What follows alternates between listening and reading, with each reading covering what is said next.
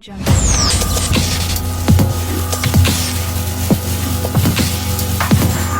Audio Jungle. Assalamualaikum warahmatullahi wabarakatuh. Saya Andri Dianugraha dari Teknik Geofisika, Fakultas Teknik Pertambangan dan Perminyakan ITB. Pada kesempatan ini, saya akan memaparkan materi kuliah geotomografi mengenai tomografi waktu tunda bagian kedua. Katakanlah kita punya dua kotak ya, di mana kotak pertama, yang ini kotak kedua, kotak pertama ada kecepatannya V1 sama dengan V0 tambah delta V1, kemudian kotak kedua V2 sama dengan V0 tambah delta V2. Nah, di sini kita punya sumber, kita punya receiver ya, di sini kira-kira lintasannya dari sinar gelombangnya seperti ini.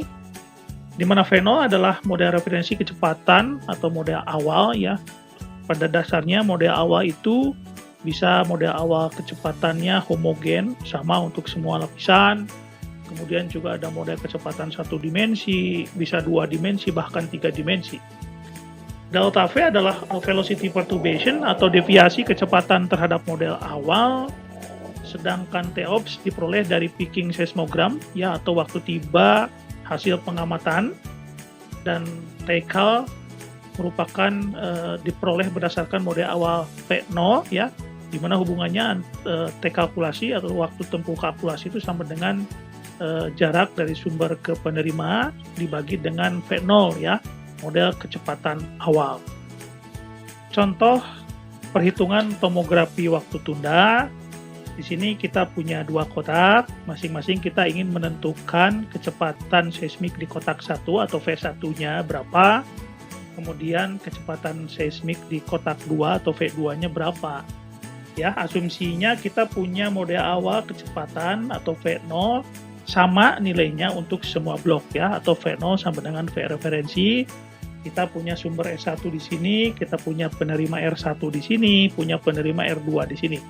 Jadi kita punya dua lintasan sinar gelombang dari sumber ke penerima. Langkah pertama adalah bagaimana kita menghitung model referensi atau V0 ya.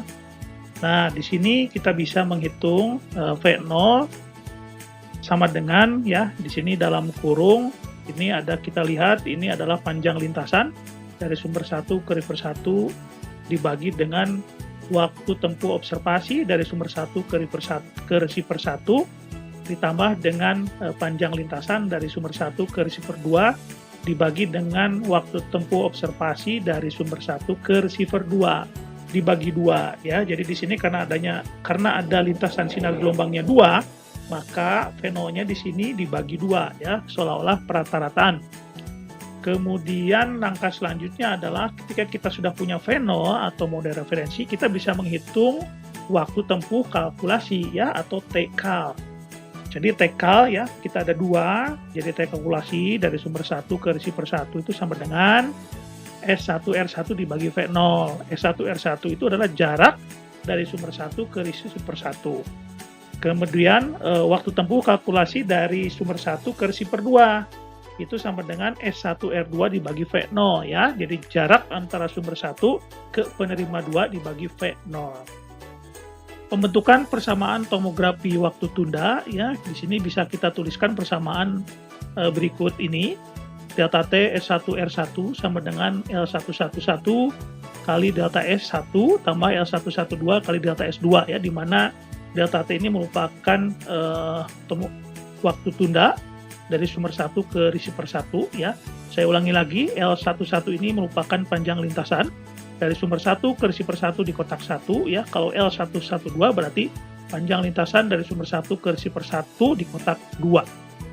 Nah, begitupun sama dari sumber 1 ke receiver 2, di sini delta T-nya sama dengan L121 kali delta S1 tambah L122 kali delta S2, di mana delta SR itu merupakan waktu tunda ya, sama dengan selisih antara waktu tempuh observasi dikurangi waktu tempuh kalkulasi. Nah, persamaan matrik tomografi dengan pendekatan waktu tunda untuk kasus di atas dapat ditulis sebagai berikut. Di mana ini merupakan matrik A yang berisi elemen matrik yang merupakan panjang lintasan untuk setiap kotak. X-nya merupakan model parameter yang ingin kita cari sebetulnya dalam bentuk velocity.